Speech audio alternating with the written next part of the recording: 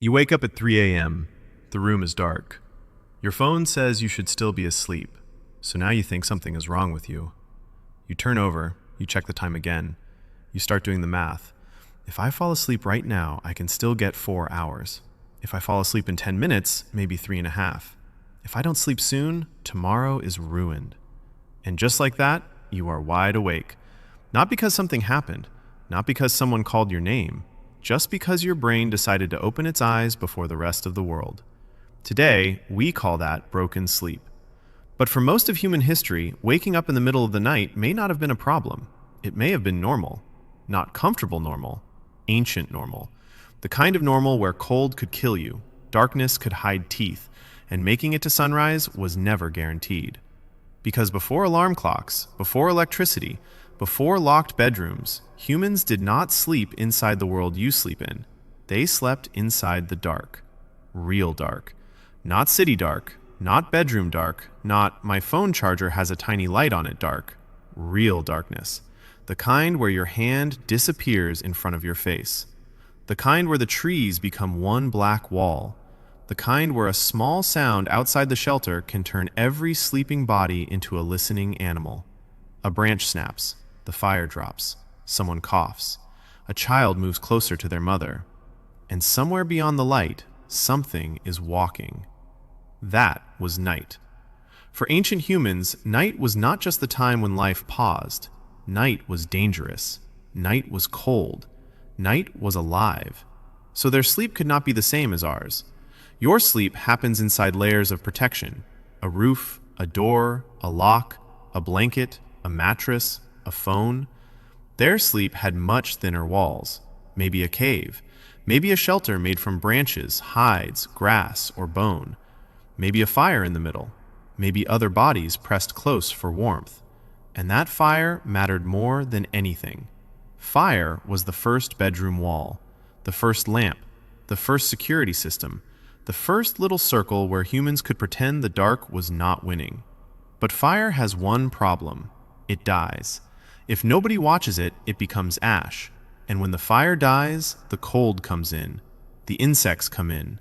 The fear comes in. And the black space outside the shelter feels closer than before. So imagine an ancient camp at night. Everyone is lying close together. The children are asleep first. The adults are half buried in skins. The fire is low, just orange bones under ash. And one person wakes up. Not with panic, just awake. They lift their head. They listen. They look at the fire. They push the embers together. Maybe they add a small branch. Maybe they hear something moving outside and wait. That wake-up is not a mistake. It is useful. Today, you wake up and check your phone. Back then, your body may have woken you up to check the world. And here is the part modern people almost never hear. For many people before electric light, sleep was not always one clean 8-hour block. Old records describe something called first sleep and second sleep. People would sleep for a few hours after dark, wake for a while in the middle of the night, then sleep again until morning. First sleep, a quiet waking. Second sleep. That middle space was not automatically treated like insomnia.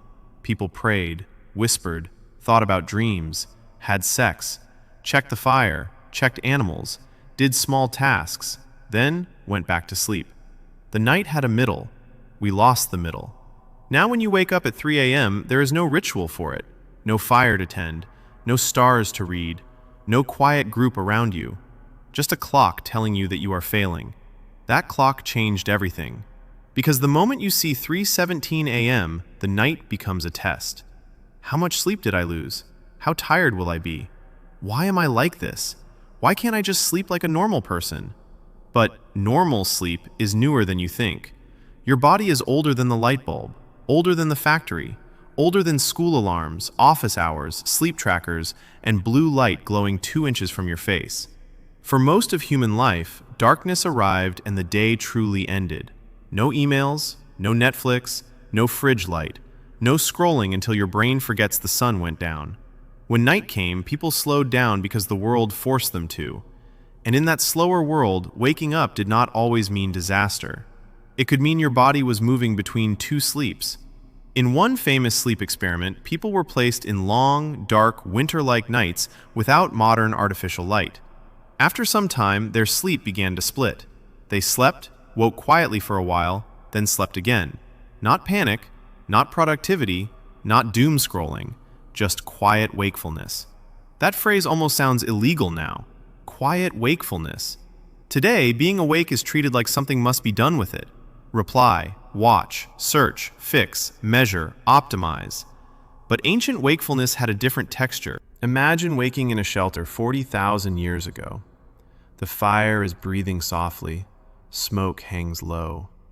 Someone beside you is awake too. Maybe an elder. Maybe a mother feeding a baby. Maybe a hunter who heard something. Nobody says, "Oh no, my sleep score is ruined." They just exist there for a while. Maybe they whisper. Maybe someone tells a small story. Maybe a child says they had a dream. Maybe an old person turns that dream into a warning, or a joke, or a memory from a winter long before the child was born. This is important. The middle of the night may have been one of the places where humans became human. During the day, people had to survive, find food, carry wood, watch children, repair tools, follow tracks, avoid danger. But night around the fire was different. Anthropologists studying firelight conversations in hunter-gatherer groups have found that nighttime talk often shifts away from basic work and into stories, imagination, rituals, social bonds, and memory. That matters because stories are not just entertainment. Stories teach you who to trust, where not to go, what happened last time the river dried, which person lied, which animal is dangerous, which ancestor survived something impossible. Before books, the library had a voice, and sometimes that voice spoke in the dark. So maybe waking up at night was not just about danger. Maybe it was also about connection. Because total sleep is risky when the world is dangerous. Survival does not always reward the deepest sleeper. Sometimes it rewards the one who hears the sound first. Humans were not fast. We were not strong. We did not have claws. We did not have armor. A single human alone in the dark is not impressive. But a group is different. A group can share heat, share food, share warning, share fear. And a group does not need everyone awake at once. It just needs someone awake often enough. A mother with a baby, an older person who sleeps lightly, a hunter trained to notice sound, a child waking from a dream, someone turning over, someone listening. The tribe sleeps, but the tribe never fully disappears. That may be one reason humans made it. Not because everyone slept perfectly, because enough people woke up. That changes the meaning of 3 a.m. You think waking up makes you weak, but somewhere deep in your history, waking up may have helped keep people alive. And then modern life arrived and removed the purpose. That is the strange part. The waking stayed. The meaning disappeared. There is no fire to check, no predator outside the shelter, no group whispering in the dark, no second sleep that the culture expects you to return to naturally. There is just you, a ceiling, a phone, a clock, and the pressure to be useful in the morning. So your body wakes up in an ancient way, inside a modern world that has no place for it. Of course it feels wrong. It is like carrying a survival tool into an office meeting. The tool is not broken. The environment changed. Now, this does not mean every night wake up is good. Sometimes it is stress. Sometimes it is caffeine. Sometimes it is anxiety. Sometimes it is pain, noise, illness, or a life that is asking too much from your body. But it does mean this. Waking up at night is not automatically proof that you are broken. Your body comes from people who slept close to fire, close to danger, close to each other. People who woke, listened, checked, whispered, remembered, and returned to sleep when the night allowed it. Modern life taught you to panic at the interruption. Ancient life may have treated the interruption as part of the rhythm. First sleep, wakefulness, second sleep, like breathing, in, out, back in again. So the next time you wake up at 3 a.m., maybe do not grab the phone immediately. Do not blast your ancient brain with a tiny artificial sun. Just pause for a second. Feel the quiet. Listen to the room.